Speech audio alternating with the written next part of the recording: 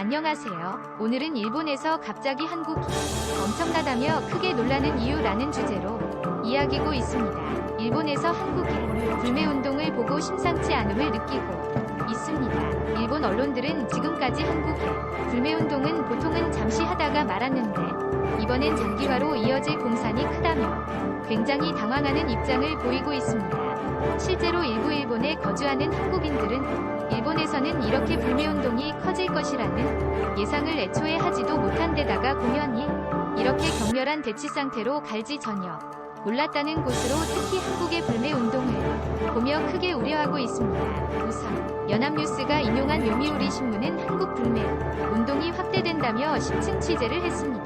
7월 1일에 일본이 수출 규제를 한다고 발표한 날부터 한국은 불매를 하자고 인터넷에 정보가 올라오기 시작한 것으로 파악했습니다. 그러면서 이것이 전국의 중소유통업자 협회 등 27개 단체로 퍼져나가고 일본 제품을 철거하는 움직임이 확산했다고 전하고 있습니다. 그러면서 노노재팬 사이트 등에서 일본 브랜드가 일목요연하게 정리가 되어 있고 맥주와 유니클로, 일본 여행 상품 등이 불매 대상이라고 언급했습니다. 일본 언론 및 관계자들은 크게 당황한 모습입니다.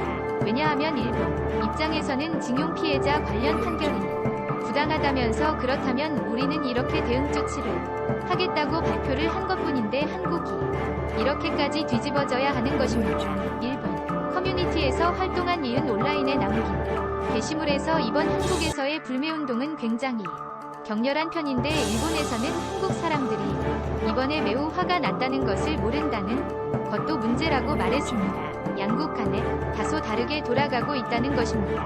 한국에서는 불매운동을 시작한 지 벌써 한 달이 남짓 되어가고 분위기가 격화하고 있습니다. 그러나 일본에서는 아직 이렇게 빠르게 무언가가 진행되는 것을 이제야 조금씩 아는 것 같다는 것입니다. 요미우리는 다급하게 조사 내용을 발표하는데요. 일본 맥주는 48%를 라멘 33%, 화장품 21%, 일본 여행 51%가 감소했다는 것입니다. 일각에선 일본은 한국은 중국과는 다르다고 생각했는데 막상 명동의 범위가 중국을 능가할 줄 몰라서 대비도 없었다는 것입니다. 실제 한국의 일제 불매운동을 한 것은 1955년으로 거슬러 올라간다고 요미우리는 전합니다. 당시 일제의 담배 불매운동이 있었고 2001년엔 역사 교과서 파동으로 비슷한 일이 있었지만 모두 단기간에 그쳤던 것입니다. 그러나 위와 같이 불매운동 타격이 한국 내 일본 브랜드와 일본 중소도시의 여행객 감소로 급격하게 타격이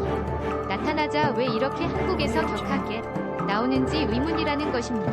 일본 언론은 안 그래도 한국 내에서 청년 취업 대응 등이 잘 안 되고 있는데 한국에서 가장 잘 되는 반도체를 겨냥한 수출 규제를 하는 것이 일종의 영린을 건드린 게 아니냐는 분석을 내놓기도 했습니다. 또한 일본에서는 이와 같은 전국민적인 움직임은 상상하기 어렵기 때문이라는 의견도 제기되었습니다.